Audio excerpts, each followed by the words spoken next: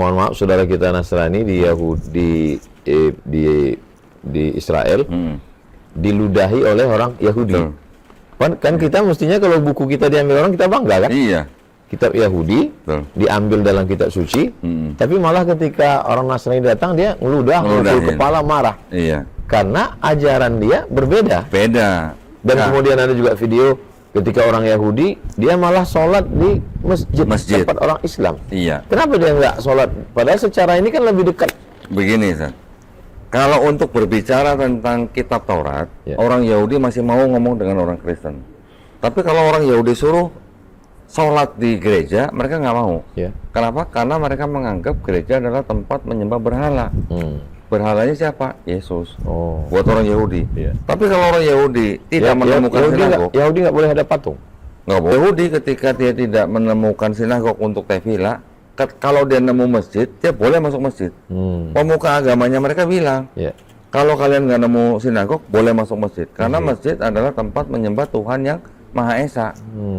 Tapi kalau gereja, paling banter hanya kena bayangan gentengnya saja. Itu mereka harus menjauh. Begitu ya. Jadi orang Yahudi, Ustaz, ketika mereka misalnya jalan di sebuah mall, ada pohon Natal, ngelihat aja nggak boleh, Ustaz.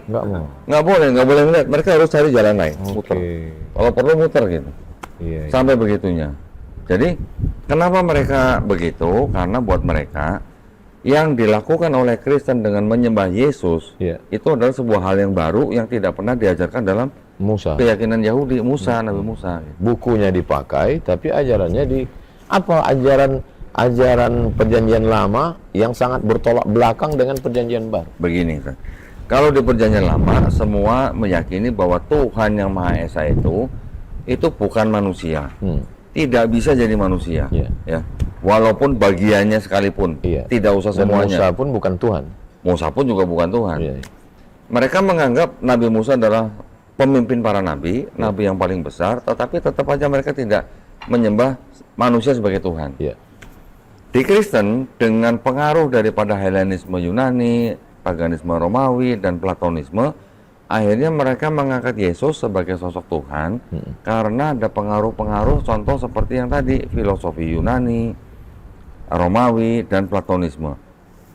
Jadi yang dianggap oleh Kristen, yang menjadi Yesus itu bukan Bapa ini, bukan Tuhan yang Maha Esa ini, Ustaz. Tapi hanya bagian daripada Bapa ini. Apa bagiannya? Firman-Nya saja.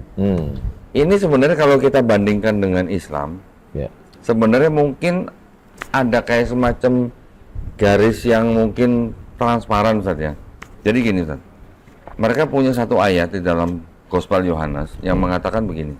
Pada mulanya adalah firman. Awalnya firman. Ya, pada mulanya adalah firman. Firman itu bersama-sama dengan Allah, tulisan. Ada firman, ada Allah. Dua. Jadi pada mulanya adalah firman, firman itu bersama-sama dengan Allah, dan firman itu adalah Allah. Firman itu adalah Allah. Terus ada lagi ayat firman yang mengatakan, dan firman itu telah menjelma jadi manusia. Menjadi ada firman, manusia. Ada Allah, firman itu adalah Allah, menjelma jadi manusia. Iya. Nah, kalau kita di Islam memandang sosok Nabi Isa alaihissalam, Nabi Isa alaihissalam itu kan diciptakan hanya dengan firman Allah, hanya dengan kun. Semisal penciptaan Nabi Isa sama dengan penciptaan Nabi Adam alaihissalam.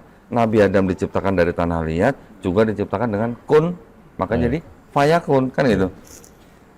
Penerjemahan yang tadi yang Yohanes 1:1 itu sebenarnya boleh dikatakan kalau kita tidak mengkritisi susunan kata-katanya, berarti di situ sebenarnya bisa juga diartikan Tuhan itu